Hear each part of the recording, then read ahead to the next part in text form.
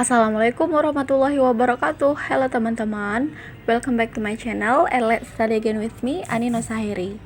Bismillahirrahmanirrahim. Kali ini kita akan belajar bareng lagi, yaitu untuk persiapan jawab soal bahasa Inggris pada SKB CPNS di tahun 2021 ini. But sebelum kita belajar, saya juga mau minta doa teman-teman supaya saya dan juga teman-teman bisa keterima sebagai dosen PNS melalui pembukaan CPNS di tahun 2021 ini. Yuk sekarang kita mulai belajarnya. Nah, di sini untuk persiapan soal bahasa Inggris terkait dengan kisi-kisi kedua ya, yaitu terkait dengan sikap atau pandangan penulis dalam teks tersebut. Nah, dari yang pernah saya pelajari, soalnya itu biasanya seperti what's the author's tone, what's the author's attitude in the text atau towards the text, atau points of view. Oke, kita mulai untuk belajar dulu teman-teman. Biasanya pilihan jawabannya apa aja nih? Nah, di sini ada daftarnya yang mungkin kita bisa pelajari. Absurd. Jadi absurd ini punya arti konyol atau nggak masuk akal, mustahil gitu ya teman-teman. Jadi maksudnya begini, setelah kita baca teksnya nih, lalu si penulisnya itu punya pandangan apa tentang suatu hal atau topik yang ia bicarakan di dalam teks tersebut. Nah, kalau menurut dia suatu hal ini nggak masuk akal, bisa jadi nih jawabannya adalah absurd atau sinonimnya yang ada di sampingnya ini ya teman-teman ya. Accusatory. Nah, kalau yang kedua ini, yang accusatory ini, itu menuduh. Di sini ada nih, suggesting someone has done something wrong, atau complaining. Jadi, nuduh seseorang, atau nuduh sesuatu. Jadi, di sini setelah kita baca teks, kemudian kita tahu nih, si penulisnya itu, di dalam teksnya itu, menuduh seseorang, atau complain seseorang, atau orang lain lah intinya. Acerbic. Nah, untuk acerbic ini ada beberapa sinonimnya juga nih ya, yaitu sharp, forthright, biting, hurtful, abrasive, and severe. Nah, untuk ini teman-teman maksudnya adalah parah gitu. Jadi nyelekit gitu ya. Jadi kayak nyindir, terus dianya punya pandangan yang nyelekit tetap terhadap suatu hal. Teman-teman tahu nggak ya nyelekit itu apa? Mudah-mudahan tahu ya. Admiring. Nah, untuk admiring ini si penulisnya itu punya rasa kagum terhadap suatu hal atau terhadap orang lain yang dia ungkapkan di dalam teksnya. Nah, ini juga ada beberapa sinonimnya ya teman-temannya.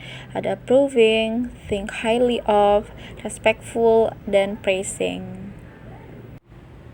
Aggressive. Kalau aggressive insya Allah sudah tahu ya teman-teman. Agresif berarti kan ada kontra, dianya ada perbedaan pendapat dengan orang lain atau tentang suatu hal. Nah, atau juga bisa dengan bahasa lain yaitu hostile, determined, forceful, ataupun argumentative. Aggrieved. Nah, untuk aggrieved itu maknanya adalah tersinggung atau kecewa sama sesuatu. Jadi si penulis ungkapkan melalui teks yang dia tulis. Ini ada beberapa sinonim juga. Di situ ada indignant, kemudian ada annoyed, lalu ada offended, ada disgruntled. Oke, itu ya teman-teman. Kita ke selanjutnya. Ambivalent.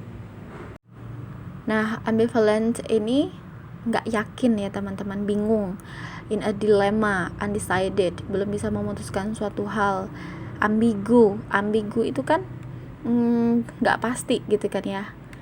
Nah, jadi kemungkinan si penulis di dalam teks tersebut bingung memutuskan tentang hal yang dia jelaskan di dalam teks. Amused.